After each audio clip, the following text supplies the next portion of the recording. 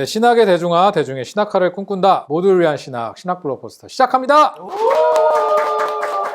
야, 저희가 어느덧 이 책의 이제 거의 종반부까지 온 것 같아요. 네네. 정말 얼마 남지 않은 긴 여정을 저희가 좀 달려왔는데, 계속해서 저희가 20세기 가톨릭 신학자들을 이제 만나고 있는데, 네. 오늘은 세 번째 시간이죠. 오늘 어떤 분을 또 만나게 될까요? 진보적인 신학자를 2명이나 다뤘으니까 이제 좀 보수적인 신학자도 아. 이제 한 명 봐야겠죠. 올슨이 이제 20세기 가톨릭의 보수 신학을 대표하는 사람으로 선택한 사람이 한스 우르스 폰 발타자르입니다. 네. 벌써 뭐 이름부터가 그죠. 굉장히 뭔가 아름답다는 네, 느낌이 이름이 굉장히 우아하죠. 이름만큼 신학도 굉장히 우아합니다. 네. 소제목도 너무 멋있더라고요. 한스 우르스 폰 발타자르가 기독교 진리를 아름다움에 기초시키다. 네.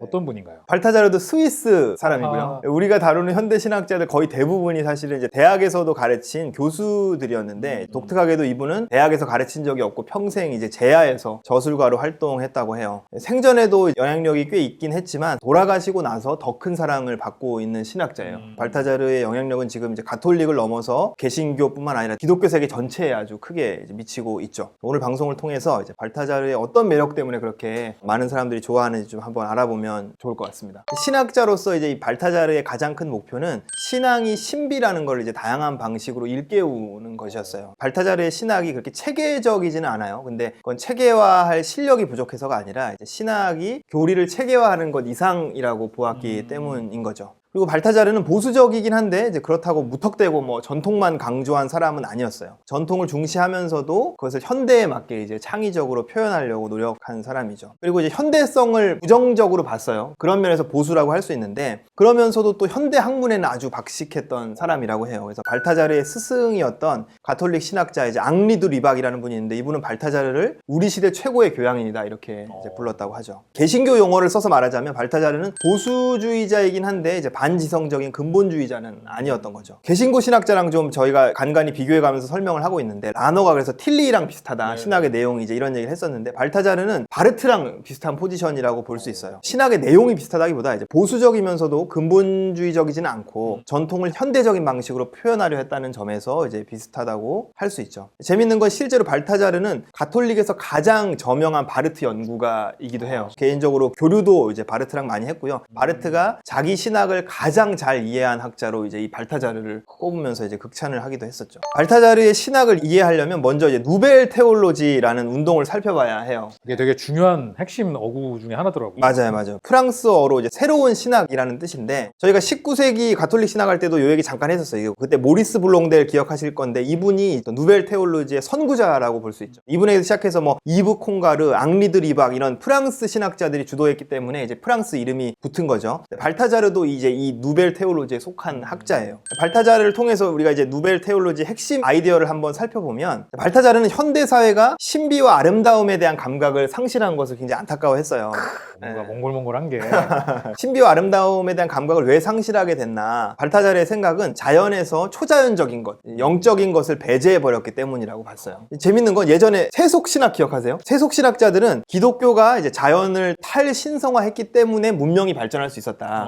그래서 세속성이 기독교의 성취다 이렇게 봤잖아요. 발타자르는 완전히 그거랑 정반대 입장인 거예요. 자연에서 신비를 배제해버리고 자연을 순전히 도구적이고 어떤 기계적인 걸로 본 그것이 세속사회의 가장 큰 문제다 이렇게 본 거죠. 그래서 발타자르는 자연의 어떤 영적인 특성, 초자연적인 특성을 강조해요. 그러니까 이 세상은 영적이고 이 세상에는 하나님의 신비가 가득하다 이렇게 말하는 거죠. 좀 더 들어가 보면 이 자연과 은혜의 관계에 대한 이 발타자르와 누벨 테올로지의 입장은 개신교와 가톨릭 주류의 입장하고 좀 달라요. 이제 그걸 좀 살펴보면 먼저 개신교에서는 자연과 은혜를 대립되는 것으로 보는 게 좀 지배적인 입장이에요. 자연 상태에서는 하나님을 알 수 없다. 오직 은혜로 오는 계시로만 하나님을 알 수 있다. 루터도 당연히 그렇고 현대 신학에서는 이제 칼바르트가 아주 그렇죠. 나인 이렇게 얘기하셨던. 기억나네요. 네, 맞아요. 반면에 가톨릭은 은혜가 자연을 완성하는 거라고 봐요. 토마스 아퀴나스가 대표적인데 아퀴나스는 자연적 이성으로도 우리가 신이 있다는 것까지는 입증할 수 있다. 그래서 신학대전에서 막 신존재 증명을 막 하잖아요. 근데 하지만 그 하나님이 어떤 어떤 분이신지는 기독교의 계시, 그러니까 은혜를 통해서만 알 수 있다는 거예요. 쉽게 말하면 자연도 부분적으로 해내는 게 있는데 한계가 분명하다. 근데 은혜가 그것을 완성한다라는 거죠. 요약하면 자연과 은혜의 관계를 개신교는 주로 대립으로 봤고 가톨릭은 종합이라고 봤어요. 공통점은 뭐냐면 대립이든 종합이든지 간에 자연과 은혜를 분명하게 구분되는 다른 영역으로 봤다는 거죠. 근데 발타자르는 기독교 신학이 이 자연과 은혜를 엄격하게 구분해 온 것이 현대에 와서 결국 이 세속화의 문제를 낳았다고 보는 거예요. 발타자르는 그 구분 자체를 깨려고 하는 거예요. 자연에는 이미 하나님의 은혜로 가득 차 있다. 그러니까 자연과 초자연은 서로 뗄 수 없는 관계에 있다. 이게 이제 발타자르의 이미 은혜를 입은 자연이라는 개념인 거죠. 이렇게 자연과 초자연을 아주 밀접하게 결합시킨 관점을 제시한 게 발타자르와 누벨 테올로지 운동이 현대 신학에 공헌한 부분인 거죠. 여기 관련해 갖고 책을 한 권 소개하고 싶은데 천상에 참여하다라는 책이 있어요. 이 책의 저자가 이제 한스 부어스마, 우리 책에서는 이제 부르스마라고 썼는데 개신교 신학자예요. 이분이 이제 가톨릭의 누벨 테올로지 운동을 연구하면서 굉장히 큰 영향을 받게 돼요. 재밌게도 개신교 신학자가 가톨릭 신학을 열심히 선전하는 책을 이제 쓰게 된 거죠. 부어스마는 여기서 누벨 테올로지가 말하는 그 관점, 세계가 하나님의 신비로 가득 차 있다, 자연과 초자연이 결합되어 있다라는 이 관점을 성례전적 존재론이라고 표현을 하는데, 이것이 우리의 신앙을 어떻게 변화시킬 수 있는지를 굉장히 열렬하게 이제 소개하는 책이 이제 천상에 참여하다라는 책입니다. 발타자르와 누벨 테올로지 운동이 말하려는 게 뭔지를 이제 감을 잡으실 수 있을 거고요. 그리고 이 책이 얘기하는 게 개신교인들한테 주는 통찰이 아주 많아요. 그래서 굉장히 좋은 책이라서 추천을 하고 싶었습니다. 네, 이렇게 오늘 별책 부로까지 함께 하게 되었는데 오늘 좀 되게 짧게 끝나는 듯한 느낌이 좀 있습니다.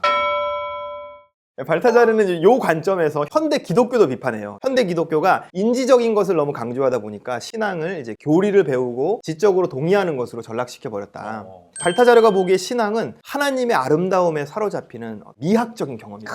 낭만적이신 분인 것 같아요. 예, 맞아요. 신학은 신앙이 가지는 이런 미학적인 요소에 주목하고 그것을 표현해내야 한다고 이제 봤죠. 진선미라고 하는데 이제 그 중에서 아름다움이 신학에서 가장 소홀히 여겨져 온 주제인 건 분명하죠. 진리는 언제나 신학의 핵심 주제잖아요, 그죠? 그리고 선은 뭐예요? 그러니까 윤리의 문제잖아요. 어떻게 살 것인가? 이것도 역시 신학에서 굉장히 중요한 주제고. 근데 아름다움은 사실 그만큼 강조되지 못했던 거죠. 이 아름다움을 신학의 어떤 주요 주제로 가져온 것이 이제 발타자르가 했던 아주 큰 기여인 거죠. 계속해서 이제 발타자르의 문제의식은 신학이 너무 하여튼 인지적이고 명제적인 것에 국한되어 버렸다는 게 이게 계속 이제 발타자르의 문제의식이었어요. 그래서 그걸 극복하기 위한 하나의 노력으로 이제 아름다움의 중요성을 강조한 거고, 또 다른 시도는 뭐가 있냐면 계시를 드라마로 설명하는 것이었어요. 5권으로 된 이제 하나님의 드라마라는 시리즈가 그건데, 여기서 발타자르는 이제 계시는 명제적인 이론이 아니라 하나님의 활동이다 이렇게 이제 말하죠. 하나님의 계시는 세상을 구원하는 하나님의 드라마로 표현할 수 있다는 거예요. 계속 감탄하시네요. 네, 아주 저희 마음에 쏙 드는 분이에요. 발타자르. 하나님이 아들과 성령을 보내셔서 세상을 구원하시는 삼위일체적인 드라마라는 거예요. 여기서 주목해야 되는 거는 이제 내용보다도 형식이에요. 그러니까 발타자르의 제1관심사는 어떻게 하면 신학이 이제 신앙의 신비를 일깨워줄 수 있는가라는 거였던 거죠. 그래서 이제 미학이나 드라마 등 어떤 다양한 방식으로 이제 기독교 진리를 이제 표현했던 거죠.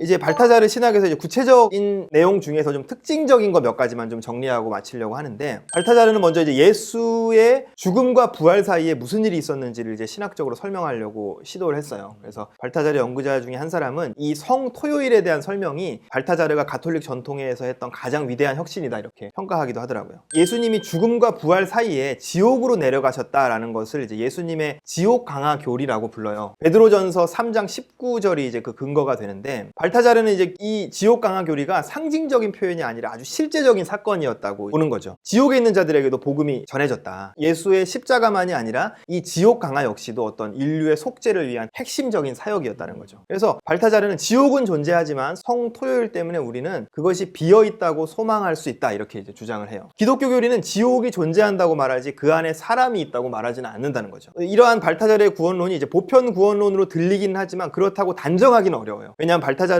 모든 사람의 구원을 단언하는 게 아니라 이제 예수님의 지옥 강화를 근거로 해서 소망을 표현하고 있는 거거든요. 그래서 올스는 이것을 조건부 희망의 보편 구원론이다 이제 이렇게 부르죠. 그리고 이제 발타자르는 케노시스적인 삼위일체론을 전개해요. 케노시스라는 용어도 반갑죠. 케노시스 제가 너무 좋아하는 거예요. 그렇죠. 딱 아시는 분들은 알겠 21세기 신학 영재라고 불리는 우리 홍유찬 군이 자신의 신학적 견해가 가장 닮은 것이 바로 케노시스 기독론이다. 예. 그 케노시스 아니에요? 맞습니다. 그 케노시스. 자기 비움이라는 뜻인데 처음에는 이건 기독론에서만 활용됐던 개념이에요. 맞아요. 예수가 인간이 될 때 자신의 절대적인 신성을 일부 제한했다라는 그 이론에 이제 저희 아들이 깊이 동의를 했던 거죠. 그렇죠, 그렇죠. 근데 발타자르는 이제 이 케노시스를 이제 예수의 신성과 인성의 결합만이 아니라 삼위일체 하나님 자체를 설명하는데도 이제 적용을 해요. 그러니까 발타자르에 의하면 사랑의 본질은 자기를 비우고 자기를 주는 것인데, 그렇기 때문에 이제 본질상 사랑이신 삼위 하나님의 각 위격들도 다른 위격을 위해서 자기를 비우고 내어준다. 그 하나의 예가 앞서 말했던 예수의 그 지옥 강화하고도 연결돼요. 예수는 지옥에서 스스로 하나님으로부터 버림받는 것에 이제 자기를 동일시했다. 이 스스로 버림받음이 사실 일종의 자기 비움, 케노시스인 거죠. 그래서 예수의 지옥 강화는 이제 삼위 하나님의 그 위격 간의 케노시스의 관계가 나타난 사건이 된다. 그래서 발타자르는 이 삼위 사이의 그 자기 비움과 내어줌을 뭐 삼위가 서로를 경배한다라고까지 이제 표현을 했다고 해요. 이게 이제 삼위 사이를 너무 구분하니까 어떤 삼신론이 아니냐 이제 이런 비판도 받았던 거죠.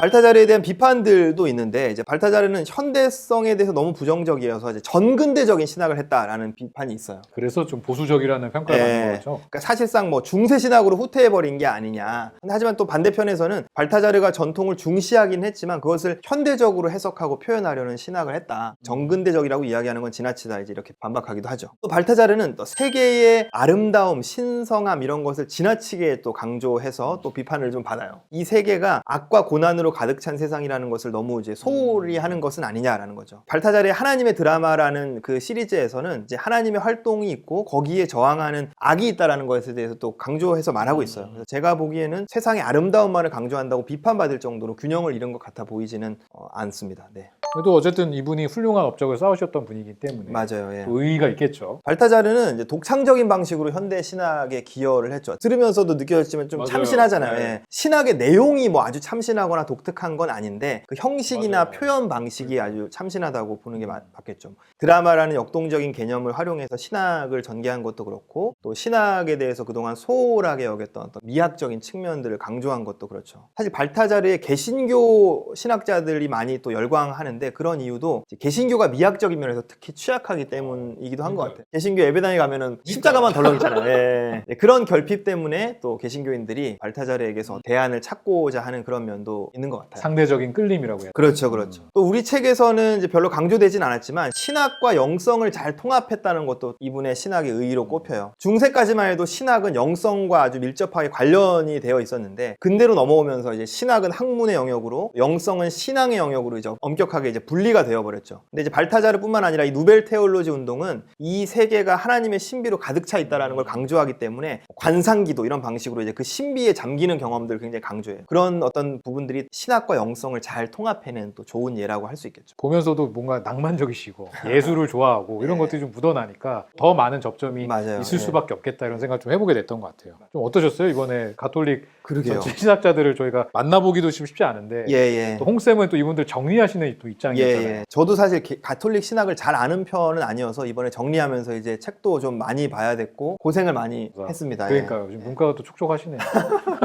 그러면서 저도 많이 배우는 시간이었고 가톨릭 신학이 진짜 매력 있구나 라는 걸 많이 느끼는 시간이었는데, 시청자분들께도 좀 그 매력이 잘 전달되면 좋겠다 이런 생각을 합니다. 또 이것과 더불어서 이제 또 홍쌤의 별책 부록, 예. 아까 넌지하신 것 같지만 사실 또 아니었던 제대로 된 또 별책 부록 시간이 있는데 네. 발타자르와 비슷한 포지션의 학자를 한 명 소개하고 싶은데, 올슨이 이제 발타자르를 보수 대표로 선정을 했어요. 근데 사실 발타자르는 이제 일반적인 어떤 그런 학자 경력을 밟아간 사람도 아니고 또 신학도 좀 독특하기 때문에 발타자르가 20세기 가톨릭의 보수 신학을 대표하는 사람이라고 보기는 좀 어려울 것 같아요. 그러면 이제 그 자리에 놓을 수 있는 사람이 누구냐 했을 때 제가 보기에는 요제프 라칭거라는 분을 들 수 있을 것 같아요. 유제프 라친거. 제가 사실 잘 모를 수 있지만 이름이 좀 낯익었는데 예. 영화 때문입니다. 아, 예. 이 얘기도 좀 조금 해주시겠죠? 네, 맞아요. 일단 이분은 지난주에 했던 한스 킹과의 인연으로 굉장히 유명해요. 라칭거는 제2차 바티칸 공의회 때만 해도 킹하고 함께 개혁파로 활약을 했었어요. 그리고 이제 킹의 추천으로 티빙겐에 와서 이제 라칭거가 가르치기도 했었고요. 그리고 이 두 사람은 음악이라는 공통점도 가지고 있어요. 킹은 음악과 종교라는 책을 썼을 정도로 이제 클래식 음악의 조예가 아주 깊었다고 하고, 라칭거는 조예가 깊은 정도가 아니라 아주 수준급의 피아니스트였다고 해요. 예. 어쩌면 굉장히 굉장히 잘 맞을 수도 있었던 이 두 사람이 라친거가 보수주의자가 되면서 틀어지게 돼요. 라친거는 6.8혁명을 계기로 보수주의자가 됐다고 해요. 거기서 어떤 급격한 사회 변화의 부작용을 보면서 이제 계속 전통을 지키려는 사람으로 형성이 된 거죠. 이후에 이제 라친거와 킹은 신학적으로 이제 강하게 대립을 하게 됩니다. 그래서 킹이 이제 가톨릭 신학자 자격을 박탈당했을 때 이제 그런 심사를 하는 곳이 이제 가톨릭에서는 신앙교리성이라는 기관이 있어요. 그 신앙교리성의 수장이 바로 라친거였어요. 네. 되게 중요한 역할을 했겠네요. 그렇죠. 그러면. 그러니까 라친거가 사실 이제 킹의 자격 박탈을 주도했다고도 볼 수 있고요. 이 라친거가 나중에 교황이 되십니다. 베네딕토 16세가 되는 거예요. 뭐 네. 기억하시는 분들 있으실 거예요. 맞아요. 이분은 또 발타자르의 열렬한 추종자이기도 했어요. 그래서 이제 라친거가 교황이 된 후에 가톨릭 내에서 이제 발타자르의 입지가 탄탄히 세워지는데 아주 큰 역할을 이제 하게 되죠. 이분으로 인해서 가톨릭 내에서 이제 퀸과 발타자르의 위상이 아주 정반대로 갈리게 된다는 점이 굉장히 또 흥미롭기도 하고요. 베네딕토 16세는 지금도 살아 계세요. 근데 교황직을 자진사임한 걸로도 굉장히 이제 유명하죠. 이분의 뒤를 이은 분이 현재 교황인 프란체스코예요. 아주 보수적인 교황이 스스로 자리에서 물러나고 나서 역사상 가장 진보적인 교황이 이어받은 것이어서 이것도 굉장히 큰 화제가 됐었죠. 진짜 이거야말로 정말 드라마틱했죠. 예, 맞아요. 이 이야기가 영화로 만들어졌는데 이제 두 교황이라는 영화죠. 너무너무 재밌는 영화. 예, 맞아요. 너무 재밌었어요. 꼭 보시길 추천드리고 맞아요. 연기도 너무 좋고. 맞아요. 두 분이 그리고 실제 교황하고 외모가 너무 맞아요, 비슷해서 맞아요. 정말 깜짝 놀랍니다. 깜짝 놀라요. 그죠 프란치스코 지금 그분은 진짜 어디서 섭외를 했나 싶어요. 다큐멘터리 영화인가 맞아요, 맞아요. 본인이 직접 연기를 하셨나 싶을 만큼 이렇게 닮아 있어서 그것도 또 재미 포인트였고요. 거의 많이 보셨겠지만 안 보셨다면 정말 강추하는 영화입니다. 또 약간 홍쌤이 설명하신 약간 그런 깨알 같은 부분들이 네. 또 영화에 또 맞아요, 나와요. 담겨있기 네, 때문에 오늘 이 방송 보시고 또 영화 보시면 더 재밌을 수도 있겠다. 네. 갑자기 저희가 영화 방송이 됐어요. 네. 죄송합니다. 그 거기에 나오는 우리 베네딕토 16세가 요체프 라친거다. 네, 맞습니다. 까지 오늘 또 함께 보게 된 것 같아요. 이렇게 우리 별책부로까지 해서 20세기 가톨릭 신학자 읽음 저희가 이제 현대신학이란 무엇인가 파트에서는 다 다루게 된 거죠. 예, 맞습니다. 네. 다음엔 또 어떤 부분을 저희가 좀 다루게 되는 건가요? 예, 다시 또 정말 오랜만에 보수신학을 또 합니다. 19세기 찰스 하지 이후에 20세기에는 보수신학이 어떤 발전이 있었는지 좀 살펴보게 될 텐데 11장 전체를 읽어오시면 될 것 같습니다. 네, 우리 다음에는 11장의 내용을 가지고 함께 또 찾아뵙도록 하겠습니다. 같이 인사드리고 다음에 또 만나 뵙도록 하겠습니다. 감사합니다. 감사합니다.